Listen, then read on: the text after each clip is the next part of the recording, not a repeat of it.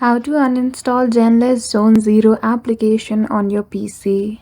Hello everyone, welcome back to our channel and today we are back again with a new video. So without any delay, let's get into it.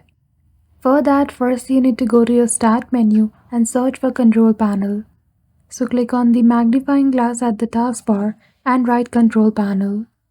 After that, you will see in the results the Control Panel application name. Simply click on it or click on Open beside it. Once you do, the applications window will open. Now from here, you simply need to go to Program List and select the program which you want to uninstall. Click on it and at the top you will see the option of Uninstall. So that's it.